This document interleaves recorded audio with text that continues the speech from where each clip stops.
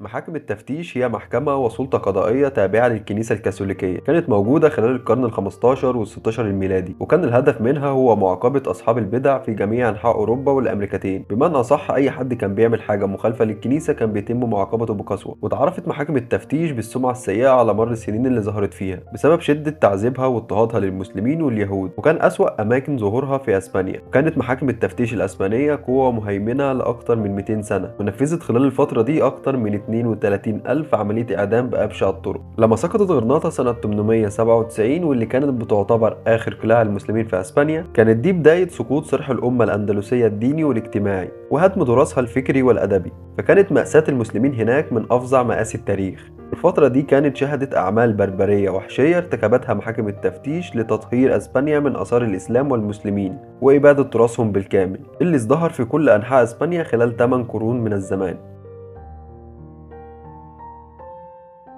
وهاجر عدد كبير جدا من المسلمين من الأندلس لشمال أفريقيا بعد سقوط مملكتهم، ورجعت أسبانيا لدينها القديم. أما بالنسبة للمسلمين الباقيين فأجبروا على التنصير أو الرحيل من البلد. وبرغم من كده إلا إن الديوان المقدس اللي بتدعمه الكنيسة كان بيرتكب الفظائع ضد المسلمين المتنصرين، وصدرت عشرات القرارات اللي تمنع بين المسلمين وبين دينهم ولغتهم وعاداتهم وثقافتهم، وتم حرق الآلاف من كتب الدين والشريعة الإسلامية. وبعدها توالت الأوامر الملكية اللي منعت مجرد حديث الناس باللغة العربية. انتهى الأمر بفرض التنصير الإجباري على المسلمين، فكان التعلق بالأرض والوطن والخوف من الفقر والتشرد مسيطر على كتير من المسلمين، وده اللي دفعهم لقبول التنصر بغرض النجاة. وفي منهم اللي فضل الموت على إنه يغير دينه، وفي اللي قدر يهرب بدينه لمكان تاني، بس في النهاية رحل الإسلام عن الأندلس.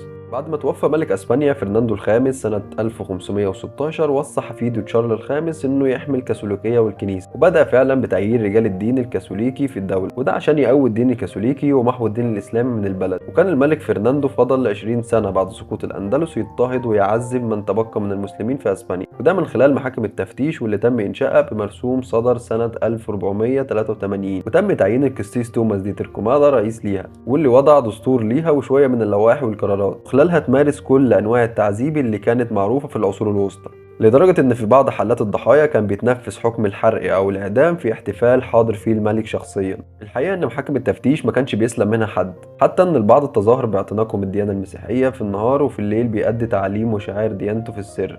ما كانتش محاكم التفتيش بتحتاج لدليل قاطع عشان تثبت جرم المتهم، فكان كفيل أي شخص مسيحي إنه يفتري على شخص تاني غير مسيحي، وساعتها تبدأ محاكم التفتيش تشوف شغلها من التعذيب والقتل اللي فضل مستمر لقرون. واخترعت وتفننت في أساليب التعذيب. كانت العملية بتتم ببطء عشان الشخص ينول ما يكفيه من التعذيب وما يهربش من خلال الموت. بس إيه هي بقى أشهر الأساليب دي؟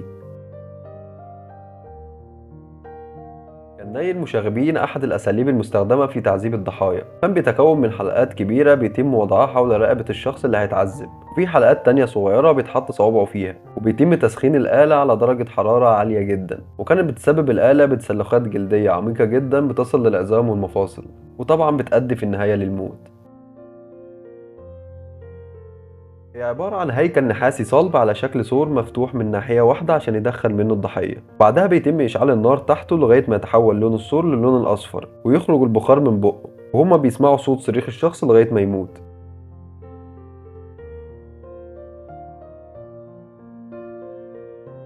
الآلة دي اتعملت عشان تخلع كل جزء موجود في جسم الضحية، فكان بينام عليها وبيتربط ايديه ورجليه، وبعدين بتنضر الآلة من خلال بكرات، يبدأ جسم الضحية انه يتمدد بطريقة لا يمكن تحملها لغاية ما تتمزق العضلات وكل جزء موجود في جسمه، وطبعا لغاية ما يموت. دي عبارة عن طوق حديدي بيتلف حوالين الرقبة مع أداة تانية حديدية شبه الشوكة كده موجهة ناحية دقنه وآخرها في صدره، وبكده ما يقدرش الضحية إنه يغفل أو ينام، وبعدين يسيبوه الأيام لغاية ما ينام وبعدها تتغرس في جسمه كله ويموت. سمى بالاسم ده بسبب كثرة استخدامه من قبل محاكم التفتيش، وهو كان عبارة عن كرسي مثبت في كل جزء منه عدد كبير جدا من المسامير، وبعدها بيخلوا الضحية يقعد على الكرسي عشان تخش المسامير كلها في جسمه. أحيانا كانوا بيحطوا أثقال فوق عشان يضمنوا إن المسامير خرقت أعضائه حتى الموت. بعد ما بيتم تعذيب الضحية وبيكتشفوا بعدها إنه لسه حي بينقلوه للقفص المعلق، وهو عبارة عن قفص حديدي بيتم وضع الضحية بداخله عاري بدون لبس أو يحطوه في الشمس لأيام، ومع سخونة الحديد من الشمس بيموت الشخص بعد التعذيب لفترة طويلة. الحقيقة إن تعددت أساليب محاكم التفتيش الشنيعة في تعذيب الملايين من الأبرياء اللي أرادوا أن يمارسوا ديانتهم وشعائرهم بكل سلمية. رحلت غرناطة ورحلت معاها عدد كبير من أرواح الأبرياء على أيدي الطغاة. إزاي العالم دلوقتي قدر ينسى كل الفظايع دي، في المقابل بيتم اتهام المسلمين بالإرهاب. بس كده، لو الفيديو عجبك ما تنساش تعمل سبسكرايب ولايك للفيديو وتستنى الفيديوهات الجديدة.